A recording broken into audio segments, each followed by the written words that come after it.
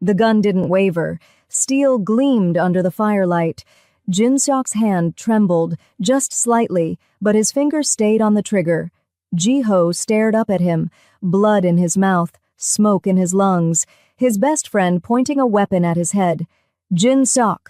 His voice cracked. Raw. Desperate. "What are you doing?" "What I should have done 15 years ago." Jin Seok's voice shook, not with fear, with rage, with pain that had festered for 2 decades. "When your father died and you took over. When you promised we'd build this empire together." "Together, Ji-ho. That's what you said. We did build it together." "No." The word exploded out of him. "You built it. I just followed orders like a fucking dog." His hand tightened on the gun. 20 years, Ji-ho. 20 years I've been by your side. Since we were 13 years old in that shitty middle school. I stood by you when your father died, when the other families tried to take over, when you had nothing but a name and a target on your back. Ji-ho's chest heaved. Each breath was agony. "You're my brother. I'm your employee." Jin Seok's face twisted. "That's all I've ever been to you. You call me partner, but you treat me like hired help." "Jin Seok, handle this." "Jin Seok, clean that up." "Jin Seok, run my errands while I sit in the penthouse and play king." "That's not—" "It is." Tears streamed down Jin Seok's face now, mixing with ash and smoke. "I helped you rebuild from nothing. I negotiated the deals. I eliminated the threats. I bled for this syndicate just as much as you did. But when the contracts are signed, when the money flows in, my name is nowhere. Just business partner. A fucking title with no power. No respect. No real stake." Ji-ho tried to sit up. Failed. His body wouldn't cooperate. The injection still coursed through his veins like liquid lead. "If you wanted more, I shouldn't have to ask." Jin Seok's voice broke. "Brothers don't make each other beg for scraps, but that's all I've ever been to you, isn't it?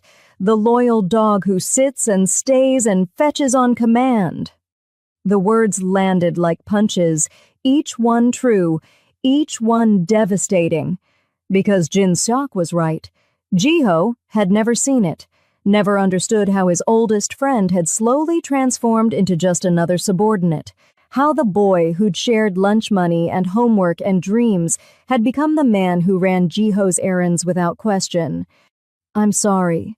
The words tasted like ash. "Jin Seok, I'm sorry, I didn't see—" "Of course you didn't see." Jin Seok laughed bitterly. "You were too busy running an empire, too busy being the ghost king of Seoul, too busy falling in love with some random girl who stumbled into your life and made you forget everyone who was already there. This isn't about Adora. Everything is about Adora." Jin Seok's hand shook harder now. The gun bobbed. His finger twitched on the trigger. She shows up and suddenly you're a different person, smiling, laughing, taking days off, refusing deals because you want to be a better man. Do you know how weak that made you look? How weak that made US look? Loving someone doesn't make me weak. It made you careless. Jin Seok stepped closer, the gun's barrel pressed against Ji-ho's forehead. Cold. Final. You signed away your entire empire tonight. Everything we built, everything we sacrificed for, gone because of her. Ji-ho's jaw clenched. I'd do it again. I know. That's why you have to die. Jin Seok's voice dropped, quieter now, almost gentle.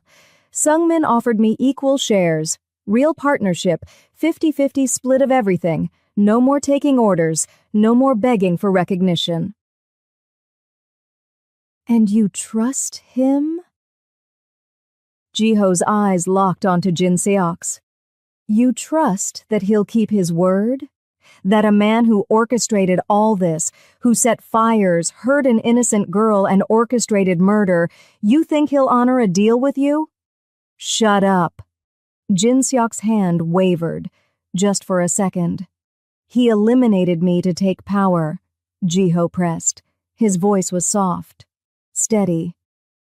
What makes you think you won't be next? Once you've served your purpose, once you've helped him consolidate control, what stops him from putting a bullet in your head too? Shut up!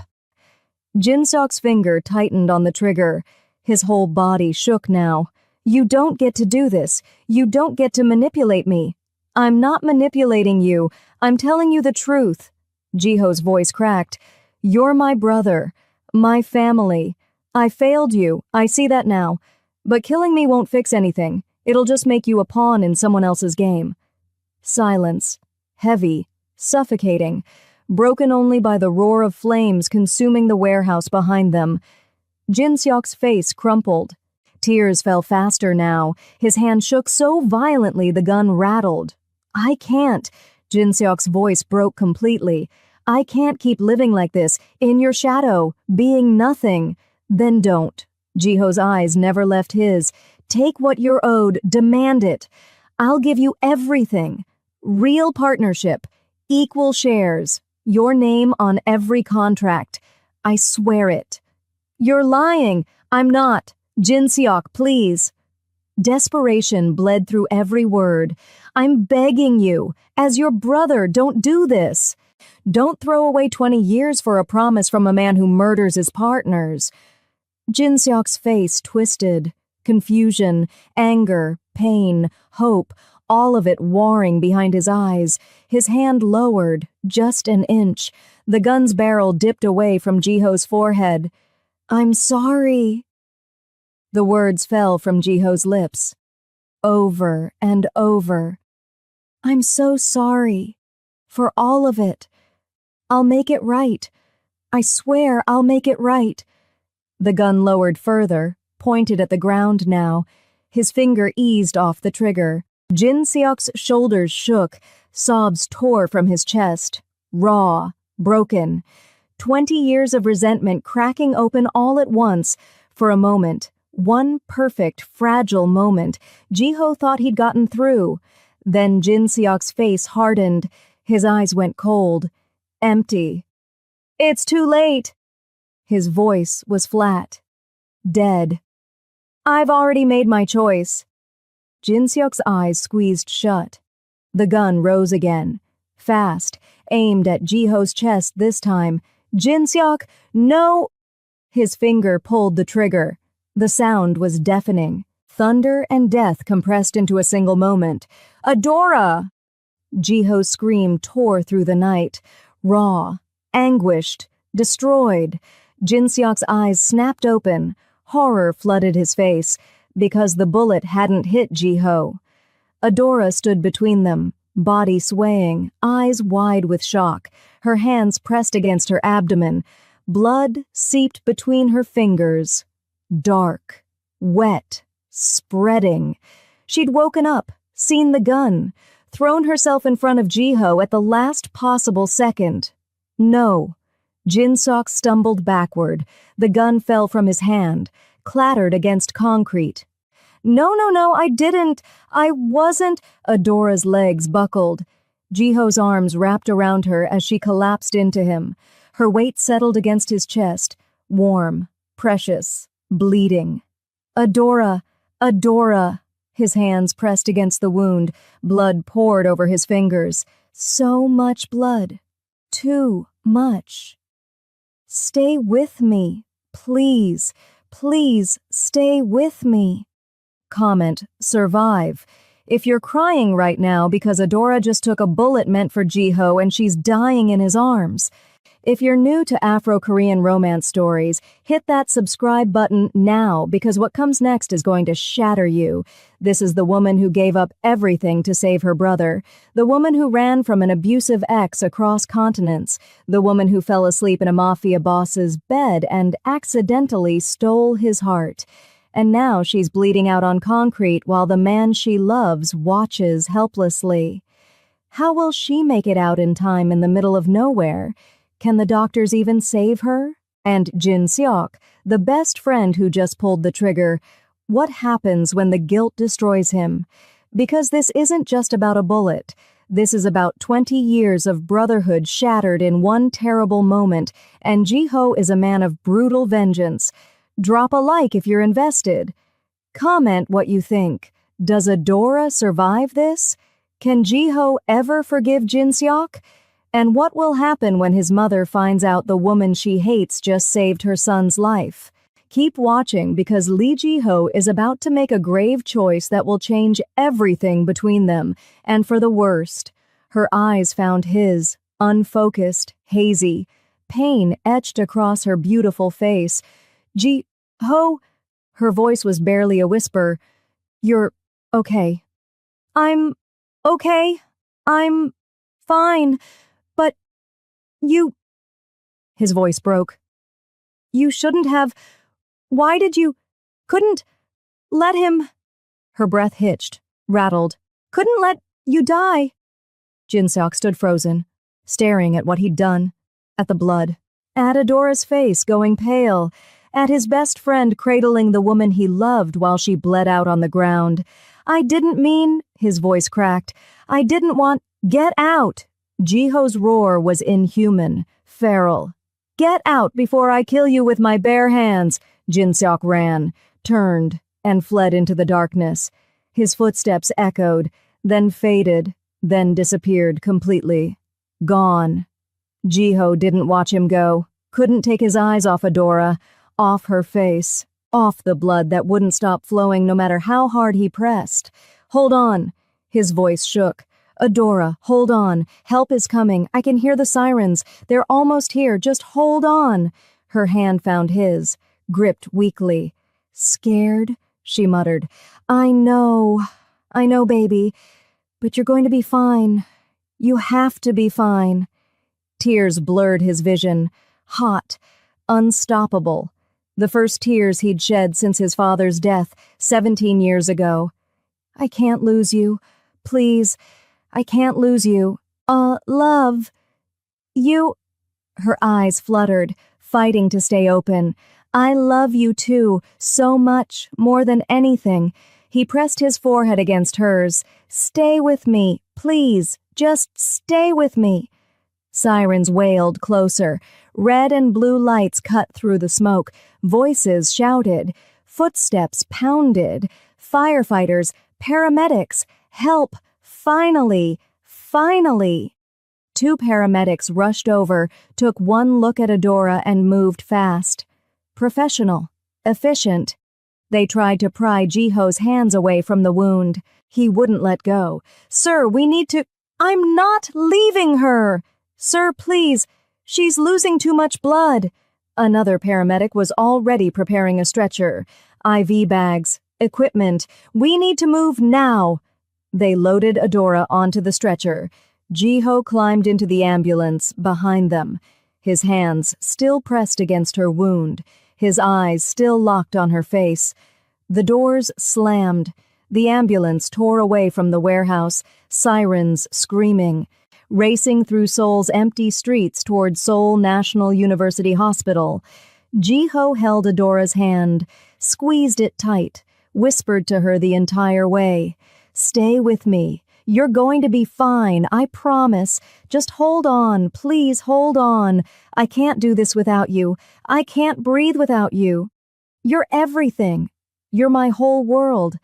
Please, please don't leave me. He begged desperately. Adora's eyes cracked open, met his. She tried to smile, failed. Her lips barely moved. Not going anywhere. The words were so faint he almost missed them. Then her eyes closed. Her hand went limp in his. The heart monitor screamed, a single, endless tone. No! Jiho lurched forward. Adora! Adora! The paramedics pushed him back, started compressions, shocked her. Once, twice. The monitor flatlined, shocked again. Nothing. Come on! The paramedic pounded her chest. Come on! Jiho couldn't breathe, couldn't think. His vision tunneled, the world reduced to that monitor. That awful, endless tone. She couldn't die. She wasn't allowed to die. Not after everything. Not after he'd finally found something worth living for. One more shock, a beep, then another, then a rhythm. Weak, unsteady, but there. The paramedic sagged with relief. "We got her. She's back." Ji-ho collapsed against the ambulance wall. Tears streamed down his face. His whole body shook. She was alive. Barely, but alive. The hospital was chaos. Doctors, nurses, rushing, shouting. They wheeled Adora straight into surgery. Ji-ho tried to follow. A nurse stopped him, hand on his chest, firm. "You can't go in there, sir. She needs me. She needs surgery. Let them work." Her voice was kind but absolute. "There's a waiting area down the hall. Someone will update you as soon as possible," she said. They pushed through the double doors. Adora disappeared behind them. Gone. Ji-ho stood in the empty hallway. Blood covered his hands, his shirt, his face. Adora's blood. Drying, darkening. He walked to the waiting area like a ghost. Sat down, stood up immediately. Couldn't stay still, couldn't stop moving. He paced, back and forth, back and forth.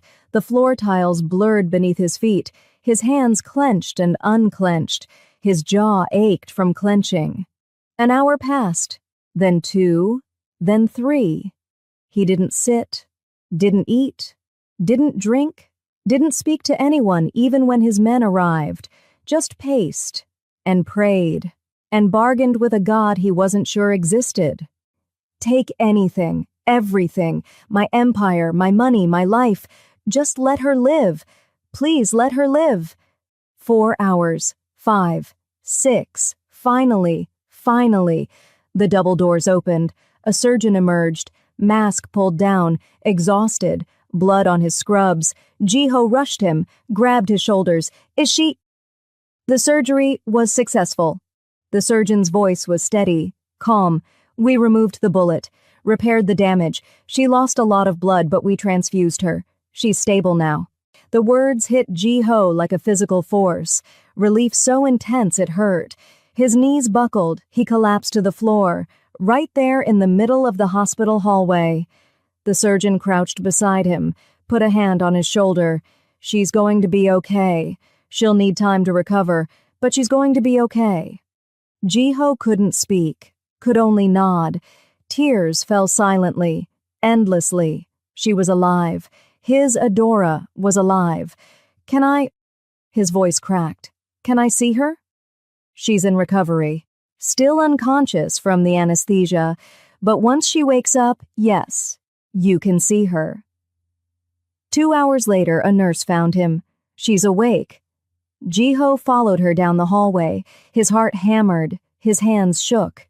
The door opened, and there she was, Adora, lying in a hospital bed, pale, weak, bandages wrapped around her torso, IV lines in her arms, monitors beeping steadily beside her, but alive, breathing, her eyes open. Those beautiful doe eyes found him. A small smile touched her lips. "Hey!" Ji-ho crossed the room in 3 strides, fell to his knees beside the bed, grabbed her hand, pressed it against his face. "You're okay. Thank God. Thank God you're okay. Takes more than a bullet to get rid of me." Her voice was weak, raspy, but that spark was still there, that fire that made her Adora. He laughed. It came out half sob. "Don't joke. Please don't joke right now." "Why not?" She squeezed his hand. "If I don't laugh, I'll cry. And crying hurts too much. Then let me cry for both of us." He pressed his forehead against her hand. Tears fell on her fingers. "You almost died. You threw yourself in front of a bullet for me. Why? Why would you do that?" "Because I love you, you idiot." She smiled. "And because someone has to keep you alive. You're terrible at it. On your own." "Adora, I'm serious." Her eyes grew more focused, more intense. "You would have died for me without question. So don't act surprised that I'd do the same." His chest cracked open, love and pain and gratitude flooding through all at once. "I'm going to protect you." The words came out fierce, final. "From now on, from everything, I swear it." "I know." Her smile turned sad. "But who protects you?" "From yourself." Before he could answer, his phone buzzed. His mother's name flashed on the screen. He declined it immediately. It rang again. "Answer it." Adora's voice was soft. "Could be important.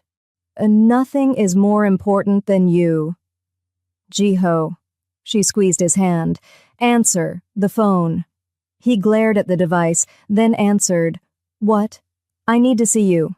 His mother's voice was clipped, businesslike. "Now, it's urgent." "I'm with Adora?" "Now, Jiho. This cannot wait." She insisted. The line went dead. Jiho stared at the phone. Fury bubbled in his chest. His mother knew what had happened, knew Adora had been shot. And still, she was making demands. "Go." Adora's voice pulled him back. "I'll be fine. Go see what she wants. I'm not leaving you. I'm surrounded by doctors and nurses. I'll survive an hour without you." She smiled. "Go, handle it, then come back." He wanted to argue, wanted to stay, but the look in her eyes, gentle but firm, told him resistance was futile. "Fine." He stood, pressed a kiss to her forehead. 1 hour. I'll be back in 1 hour. I'm counting." He called his men, 50 of them, the most loyal, the most skilled, half stationed inside the hospital, half outside in black SUVs, armed, ready. No one would get within 100 feet of Adora without going through them first. Only then did he leave. His mother's office was exactly as he remembered. Cold, elegant, expensive, everything in its place, including her, sitting behind her desk like a queen on a throne. She looked up when he entered. Her eyes swept over him, taking in the blood, the exhaustion, the rage barely contained beneath his skin. "You look terrible." Her voice was flat, emotionless. "Is that why you called me here? To critique my appearance?" "No." She pulled a folder from her desk, slid it across the polished surface. "I called you here to give you this." Jiho stared at the folder, didn't move. "Open it." Her voice carried an edge, sharp, impatient. He crossed the room, flipped the folder open. Inside were the contracts, the ones he'd signed for Sung Min, the ones that gave away his empire, his shares, everything. All of them marked void in red ink. His head snapped up. "How? I handled it." His mother leaned back in her chair. "Within 12 hours of your incident, I retrieved the contracts, eliminated the threat, and reclaimed what was stolen." "Eliminated!" Jiho's jaw clenched. "Sung Min? Dead, along with his wife. His men have been absorbed into our organization or disposed of accordingly." She said it like she was discussing the weather. "The situation has been resolved." Jiho's hands clenched into fists. You knew I was in danger, and instead of coming for me, instead of making sure I was alive, you went after the fucking paperwork." The paperwork was the priority. Her voice didn't waver. "If Sung Min had consolidated power, you'd be dead anyway. I saved your empire. You should be thanking me." "Thanking you?" He slammed his hands on the desk. Papers scattered.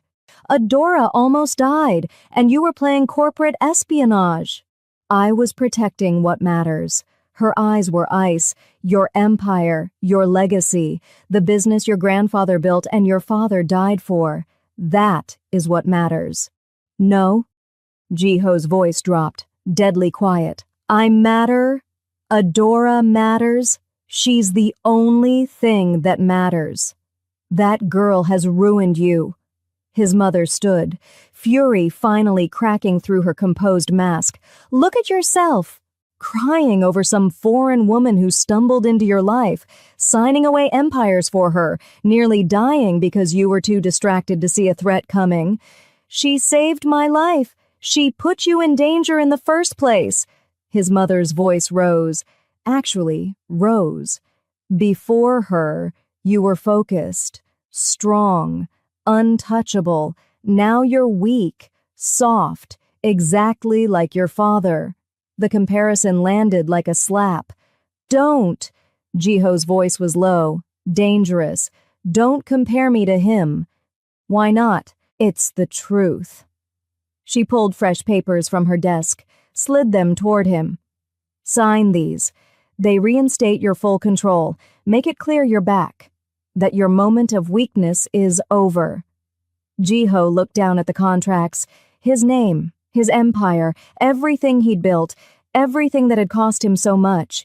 He picked up the papers, his mother smiled, victorious, then Jiho tore them in half, then quarters, then confetti. The pieces fluttered to the floor like snow. His mother's face went white. What are you?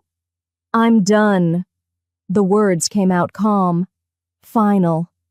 I choose Adora. I choose a life with her, and there's nothing you can say or do to change that. You're throwing away. I'm throwing away nothing. He met her eyes. I'm gaining everything. For the first time in my life, I'm choosing to be happy, to live, to love someone more than power or money or legacy. And if you can't accept that, then I guess we have nothing more to discuss. He turned toward the door. If you walk out that door, his mother's voice shook with rage, if you choose her over this family, you will regret it. I promise you that. Jiho paused, looked back over his shoulder. I already regret 17 years of living for your approval. I'm not wasting another second. He walked out, didn't look back. The door closed behind him with a soft click. Final. Absolute. Over the next 2 weeks, Jiho barely left Adora's side. He stayed at the hospital, slept in the chair beside her bed, held her hand through every painful moment of recovery. His phone rang constantly. His mother, his men, business partners, all of them demanding his attention, demanding he return to the empire. He ignored every call, every single one. Instead, he sent out orders. His best men, his most loyal hunters, all with the same mission, find Jin Seok. Jiho placed a heavy bounty on his former friend's head, 100 million won, 500 million. The number kept rising, dead or alive. He didn't care which. Adora watched him obsess, watched the darkness creep back into his eyes, the rage he'd started to shed returning with a vengeance. You should talk to him. Her voice was soft, careful. Jiho looked up from his laptop. Talk to who? Jin Seok. His expression went cold. There's nothing to talk about. He was your best friend. He shot you. Jiho's voice was ice. He pointed a gun at my head. He betrayed me. He doesn't get mercy. He was hurting. So was I. The words exploded out of him. You think I haven't suffered, haven't sacrificed? But I didn't betray the people who loved me. I didn't pull a trigger on my best friend. No. Adora met his eyes. But you did make him feel worthless. For 15 years, Jiho. Can you honestly say you treated him like an equal? Silence. Heavy. Damning. Because she was right, and they both knew it. He was never supposed to be an equal. That was my father's company. All he did was help out. Yet he has the audacity to put a bullet in you, Jiho said finally. Jiho. Adora reached for his hand. There's so much more to this than you're willing to explore, and maybe that's something worth thinking about. Jiho looked at their joined hands, at the woman who'd taken a bullet for him, who loved him despite everything he was and everything he'd done. I'll think about it. He lied. She smiled. Sad. Knowing. No, you won't. She was right. He wouldn't, because some betrayals couldn't be forgiven, some wounds cut too deep to heal, and Lee Ji-ho was a man of vengeance. A week later, the doctors cleared Adora for discharge. She still needed rest, still needed to avoid stress and relax, but she could recover at home. Home. The penthouse. With Ji-ho. The thought should have thrilled her, but something felt off. Ji-ho had been distant, distracted, always on his phone, always tense. What's wrong? She asked one evening. They sat on the balcony overlooking Seoul. The city glittered like diamonds below them. Nothing. He didn't look at her. Liar. He sighed, ran a hand through his hair. I've been thinking about us, this life, everything that's happened. He finally turned to face her. His eyes were tired, haunted. You almost died because of me, because of my world, my enemies, my choices. That wasn't your fault. It was. His voice was firm. Everything that happened was because I brought you into this, and it's going to keep happening. As long as you're with me, you'll be a target. Fear coiled in Adora's stomach. What are you saying? I'm saying we need to leave, get away from all of this, start over somewhere new. He grabbed her hands. Let's go to Greece, your dream destination. We'll spend a month there, just us. No empire, no enemies, no ghosts from the past. What do you say? Relief flooded through her. Yes. Yes, of course, yes. He smiled, but it didn't reach his eyes. They visited Ekena before leaving. The boy had made incredible progress. Physical therapy, speech therapy, cognitive rehabilitation. He was awake now, aware, speaking in full sentences. When he saw Adora, his whole face lit up. Sister! She burst into tears, rushed to him, hugged him carefully, mindful of his injuries. You're okay, she whispered. You're really okay. Thanks to you. Ekena looked past her at Ji-ho. And him. Thank you, sir, for everything. Ji-ho's throat tightened. Take care of your sister. She's the strongest person I know. I will. Ekena beamed. Before they left, Ji-ho arranged security. 100 men stationed around the hospital, around Ekena's room. No one would touch him. No one. Greece was paradise. Santorini's white buildings against blue ocean. Athens' ancient ruins whispering stories of gods and heroes. Mykonos's beaches stretching golden beneath endless sun. Adora had the time of her life. She laughed more than she had in years, explored, danced, ate food that tasted like heaven, swam in water so clear she could see the bottom.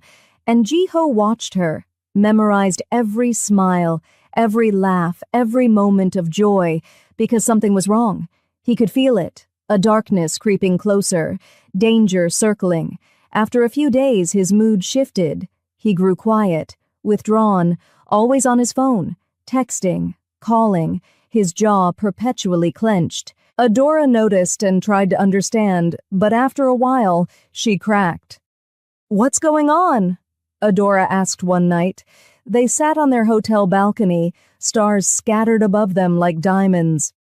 Nothing. He didn't look up from his phone. Ji-ho, I said it's nothing. Don't lie to me. He finally met her eyes. It's just business. Things falling apart back home. Nothing you need to worry about.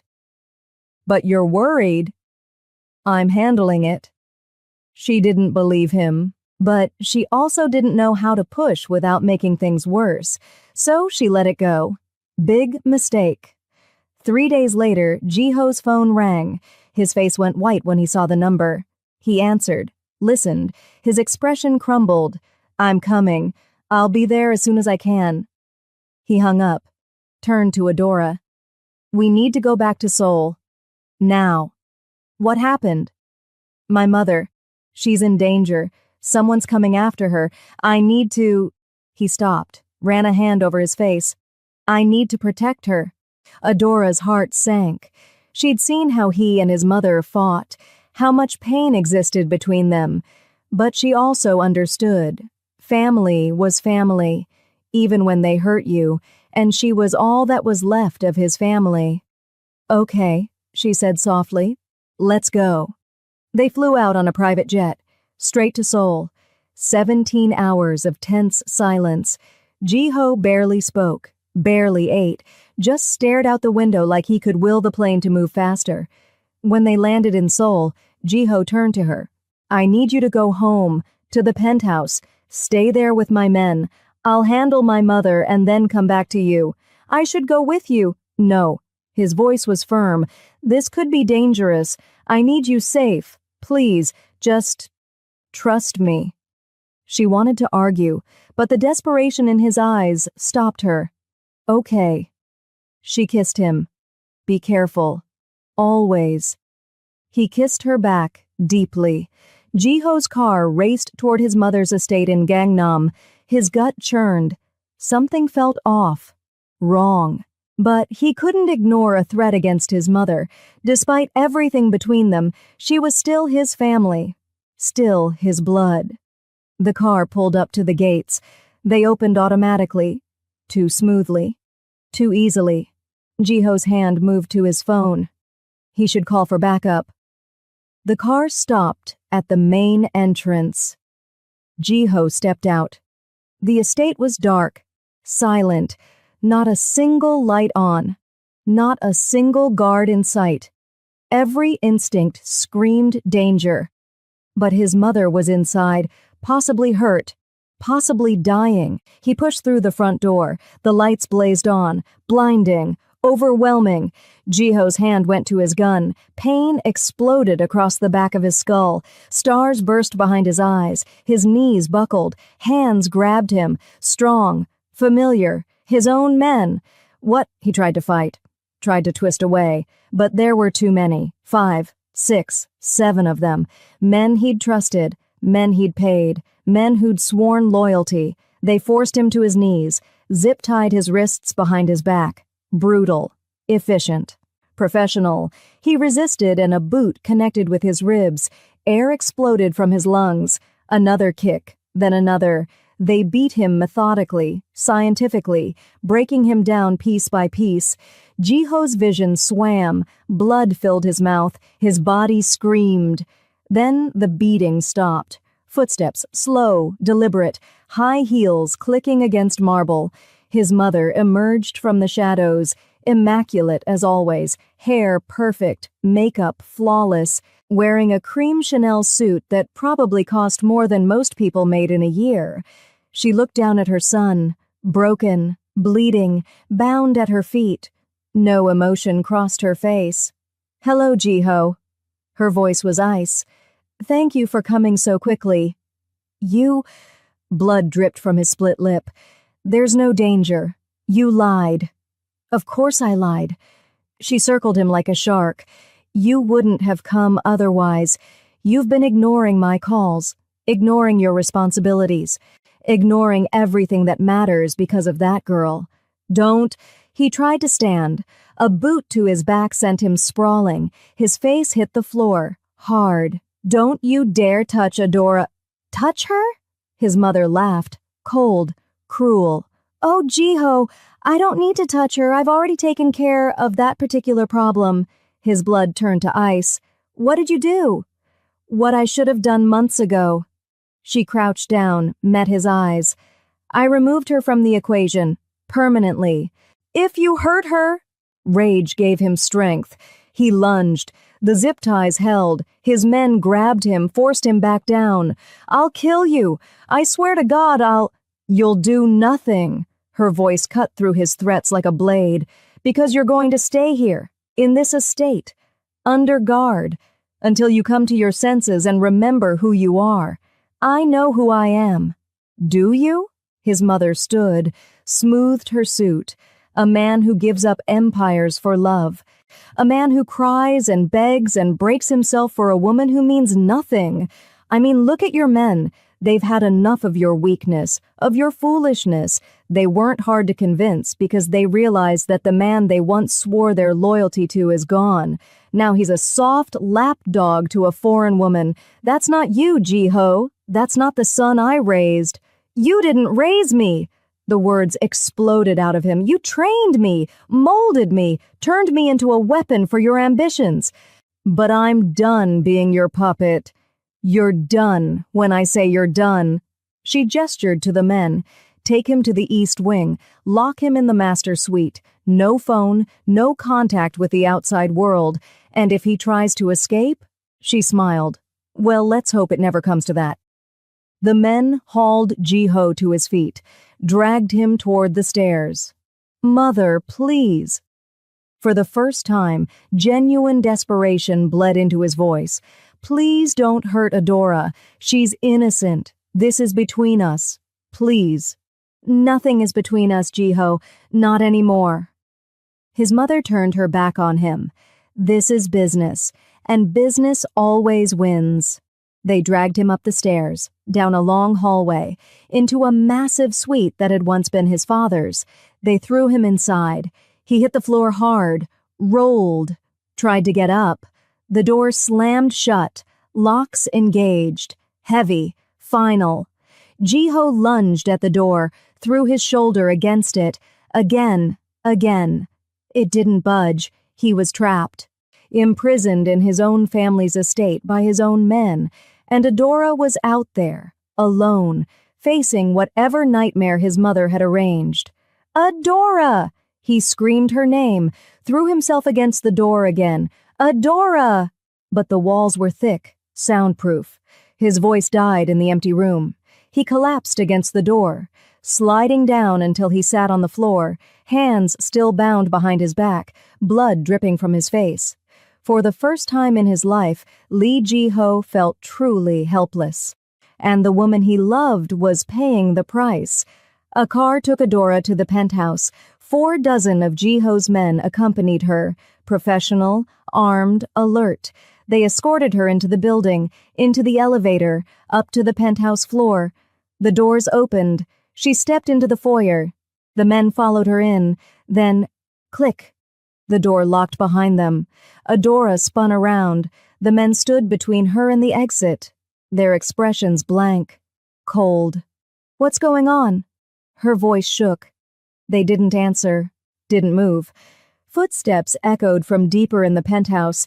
A woman emerged from the shadows, young, early 20s, devastatingly beautiful, long black hair, perfect skin, designer clothes that screamed money.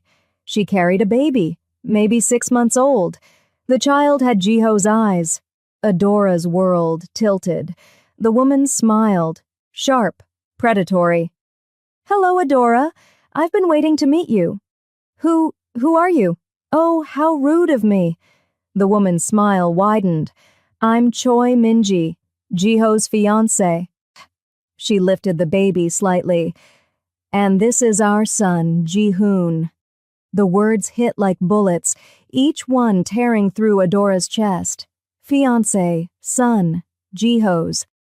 That's not possible, Adora whispered. He would have told me. Would he? Minji tilted her head. Are you sure? Because from where I'm standing, he's been keeping quite a few secrets. You're lying. Am I? Minji pulled out her phone, showed Adora a photo. Ji-ho and Minji. Together, smiling, his arm around her waist. Dated 8 months ago. Before Adora. Before everything. We were engaged, Minji said softly, almost kindly. Planning our wedding. Then I got pregnant. Everything was perfect until he met you and decided to throw it all away. Adora couldn't breathe, couldn't think. This couldn't be real. Ji-ho wouldn't, but don't worry. Minji's voice turned ice cold. I've brought a little surprise for you to help you understand exactly where you stand. She gestured behind her. Another figure stepped into the light. Adora's blood turned to ice. No, it couldn't be, but it was. Dio, her ex-boyfriend from Nigeria, the man who'd burned her hands, the man she'd fled across continents to escape. He smiled, that same cruel, twisted smile she remembered from her nightmares. "Hello, Adora." His voice was smooth, mocking. "Miss me?" Her legs gave out. She collapsed to the floor, staring up at the two people from her past who'd hurt her most. Minji laughed. The sound echoed through the penthouse. Cold, victorious. "Welcome home, sweetheart. We have so much to talk about." Comment: no. If you're screaming right now because what just happened? Jiho has a fiancé and a son, and Dio, the man who burned Adora, is in Seoul? In the penthouse. If you're new to Afro-Korean romance stories, smash that subscribe button right now because this story is far from over. The final part is coming, and it's going to wreck you. Because when love is tested by lies, betrayal, and blood, what survives? Can Jiho escape his mother's prison before Adora breaks? Can Adora survive Dio's cruelty and Minji's games long enough to be saved? And that baby, is he real? Or is this the cruelest lie of all? Drop a like if you're invested. Comment below what you think happens next. Does that baby really belong to Jiho? Can Adora escape Dio? Will Jiho break free before it's too late? And, most importantly, can their love survive when everyone they trust has turned against them? The final part drops soon. The truth is darker than you imagine. The stakes are higher than ever. And the love? It's about to be tested in ways that'll break your heart into a million pieces.